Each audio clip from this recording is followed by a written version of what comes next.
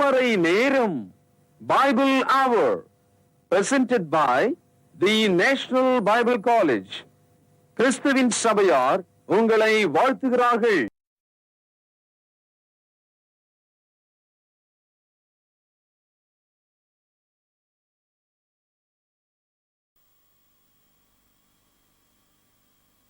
வாழ்த்துக்கள். திருமறை நேரம் நேயர்களே, இயேசு கிறிஸ்துவின் இனிய நாமத்திலே உங்கள் யாவரையும் அன்போடு பேக் டு த பைபிள் திருமறைக்கு திரும்புவோம் என்கிற நிகழ்ச்சியிலே சந்திப்பதில் மகிழ்ச்சி அடைகிறேன். நிச்சயமா அவளோடு இந்த நிகழ்ச்சிக்காக காத்திருந்து இதை கவனித்து முடிஞ்ச உடனே ஃபோன் பண்ணுவீங்க. ரொம்ப சந்தோஷம். சிலர் நடுவில் பண்றீங்க, தயவுசெய்து பண்ணாதீங்க. நிகழ்ச்சியை ஃபுல்லா கேட்டுட்டு ஜெபம் முடிஞ்ச பிறகு கேள்வியை கேட்டுட்டு பிறகு நீங்க ஃபோன் பண்ணுங்க. ஏன்னா நடுவில் பதில் சொல்ல முடியாம போயிடும், நீங்க அதுக்கு மேல வசனத்தை கேட்க முடியாம போயிடும் இல்லைங்களா? சரி, இன்னைக்கு நாம கொரிந்தியருக்கு எழுதின நிருபத்தை படிக்க போறோம். கொரிந்தியருக்கு எழுதின நிருபம் அப்படின்னு இருந்தாலும் இது அந்த சபைக்கு எழுதப்பட்டது. சபைக்குன்னு பார்க்கும் பொழுது இன்னாருக்குன்னு ஒரு தனி ஆள் அங்க சொல்லல. பிரச்சனையா தான். ஏன்னா அந்த கொரிந்து சபையில் இருக்கிற ஒட்டுமொத்த ஜனங்களும் நிறைய விஷயங்கள்ல தங்களை சரி பண்ண வேண்டி இருந்தது. அதனால அந்த சபை முழுவதுக்குமாக எழுதப்பட்டது. ஒரு டோட்டல் சபைக்கே நிறைய ஆலோசனை சொல்ல வேண்டிய ஒரு நிலைமை இருக்குமான்னா இந்த புத்தகமே அதுக்கு ஒரு நல்ல உதாரணம். பாருங்களேன், நம்ம எங்க வாழுறோமோ அந்த வாழுகிற சூழ்நிலை நம்ம வாழ்க்கையோட இணைந்து நம்மளை பாதிக்கும், நமக்குள்ள மாற்றங்களை உண்டாக்கும். ஒவ்வொரு நாட்டில் வாழ்றவங்க, ஒவ்வொரு நாட்டின் ஒவ்வொரு பகுதியில் வாழ்றவங்க, ஒரு பட்டணத்துல ஒரு கிராமத்துல அந்த வாழும் பகுதியை ஒட்டிய பாதிப்பு அவங்கவுங்க வாழ்க்கையில பிரதிபலிக்கும். கொஞ்சம் ஆழமா சிந்திச்சு பாருங்க. இப்போ மேற்கத்திய நாடுகள்ல கிறிஸ்தவங்களுக்கு இல்லாத பிரச்சனை, கிழக்கத்திய நாடுகள்ல வாழுகிற சபையில கிறிஸ்தவங்களுக்கு வித்தியாசமான பிரச்சனைகள் இருக்கும். இது நம்ம நல்லா கூர்ந்து பார்த்தா தான் இது தெரியும். பிரியமானவர்களே, இந்த கொரிந்து சபைக்கு எழுதின இந்த நிருபத்தை நல்லா கவனிச்சு பார்த்தோம்னா அங்க உள்ளுக்குள்ள இருந்த பிரச்சனைகள், அவங்களுக்கு சொல்லப்பட்ட தீர்வுகள், கண்டிப்புகள், இதையெல்லாம் நம்ம கவனிக்கும் பொழுது நம்ம கொஞ்சம் யோசிச்சு பார்க்கணும். நம்ம எந்த விஷயத்துல நம்மள சரி பண்ணிக்கணும் அப்படின்ற மாதிரி இந்த நிருபத்தின் வழியாக நாம் கற்றுக்கொள்ள வேண்டிய பாடங்களை அவளோடு கவனிக்கலாம். செய்திக்கு போலாங்களா? இந்த நாளில் நம்முடைய செய்தியாளர் தேசிய வேதாகம கல்லூரியினுடைய கல்வித்துறை தலைவர் டாக்டர் பீட்டர் சாலமன் ஐயா அவர்கள். வணக்கம் திருமறை நேர நேயர்களே. இந்த கிறிஸ்தவ விழிப்புணர்வு நிகழ்ச்சியானது உலகெங்கிலும் அதிகாலை 5:30 மணி முதல் 6 மணி வரை அற்புதமான ஒரு நிகழ்ச்சியாகவும் வேத பாடமாகவும் கோடான கோடி மக்கள் மத்தியிலே பேசப்பட்டு வருகிற ஒரு செய்தியாக இருக்கிறது. இந்த நாட்கள்ல பேக் டு பைபிள் திருமறைக்கு திரும்புவோம் என்ற நெடும் தொடர். அந்த வகையில புதிய ஏற்பாட்டில் உள்ள கொரிந்தியருக்கு எழுதின நிருபம் இது 60வது பாடம், 6வது பாகம். கொரிந்தியருக்கு எழுதிய இந்த நிருபமானது அங்கே கூடி வருகிற கிறிஸ்துக்குள்ளான பரிசுத்தவான்களுக்காக எழுதப்பட்ட ஒரு புத்தகம். இதை எபேசு பட்டணத்திலிருந்து கிறிஸ்துவுக்கு பின் 56வது வருஷம் அப்போஸ்தலனாகிய பவுல் எழுதியிருக்கிறார். அந்த கிரேக்க நாடு, அதுல ரொம்ப முக்கியமான பட்டணங்களில் ஒன்று கொரிந்து பட்டணம். கொரிந்து பட்டணம் அதிக வியாபாரத்தை உள்ளடக்கிய ஒன்றாக இருந்தது. அது ஆங்கிலத்தில் சொல்லுவாங்க பிசினஸ் ஹப்னு. எல்லா விதமான நாடுகளிலிருந்தும் பொருட்கள் அங்கே வந்து அங்கே இருந்து விற்பனைக்கு போவது வழக்கம். அதனால பணபலம், ஆள் பலம், எல்லா விதமான பலமும் அங்கே நிறைந்த ஒரு பட்டணம்.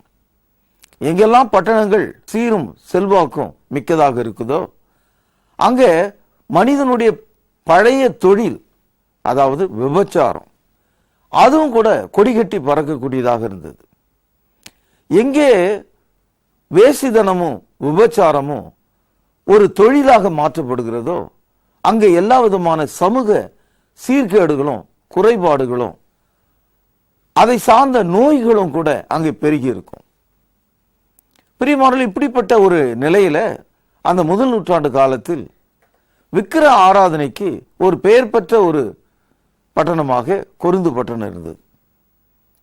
முதல் நூற்றாண்டு காலத்தில் 50,000க்கு மேற்பட்ட விபச்சார மக்கள் அங்க இருந்ததாக ஒரு சரித்திர ஆசிரியர் சொல்லுகிறார். கேள்வி என்னன்னா, இப்படிப்பட்ட ஒரு துன்மார்க்கம், கடவுளற்ற, விபச்சாரம், வேசிதானம் நிறைந்த ஒரு பட்டணத்துல இயேசு கிறிஸ்துவனுடைய பரிசுத்தம் உள்ள சபை இருக்க முடியுமா? அப்படிப்பட்ட மக்களுக்காகத்தான் இயேசுவே வந்தார்.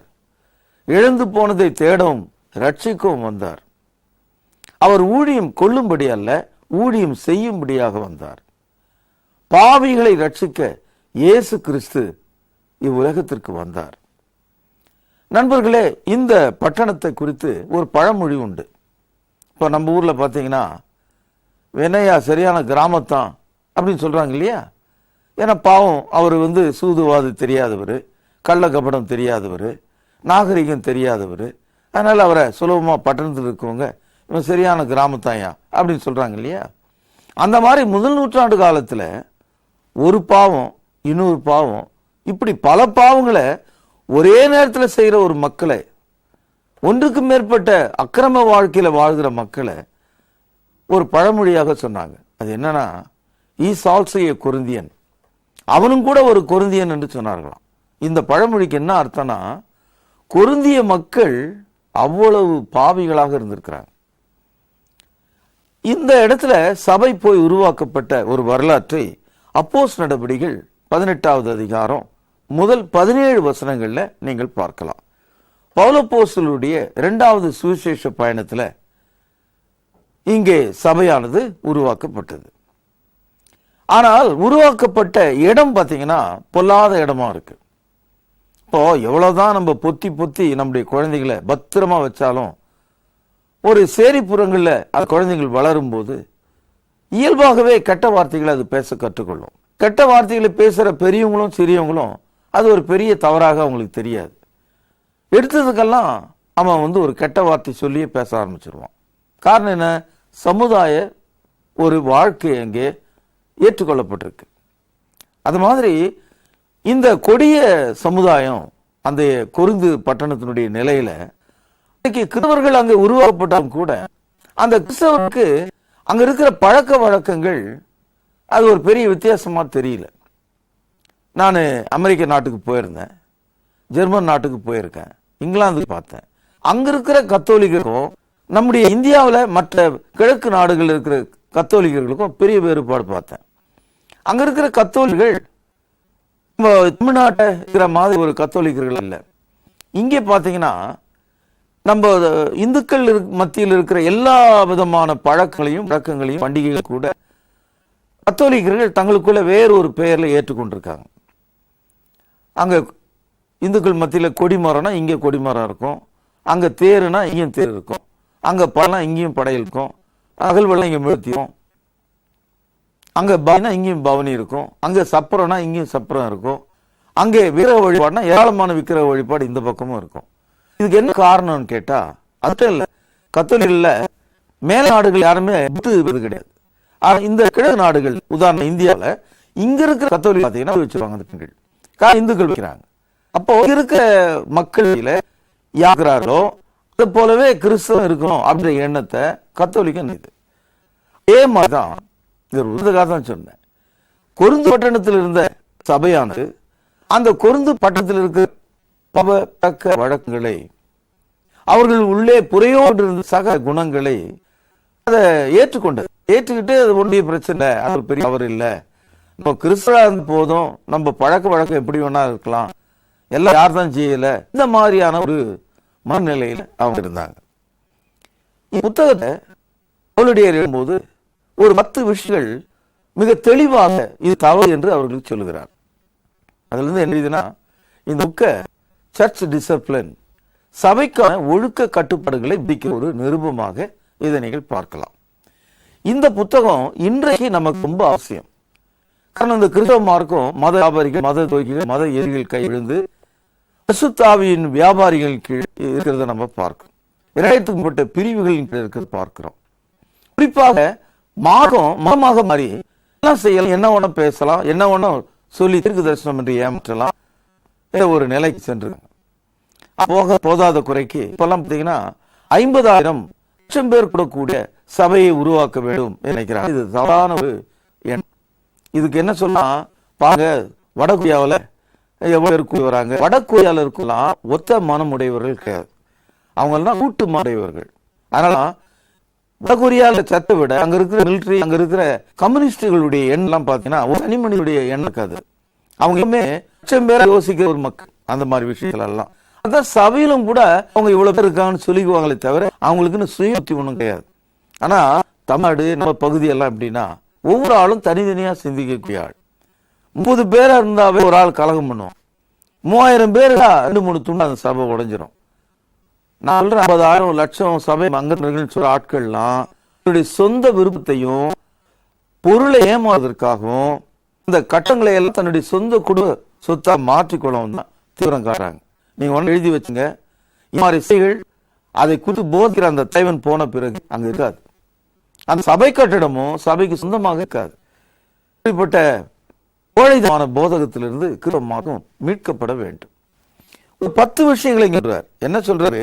சபைகளில் பிரிவினைகள் கூடாது.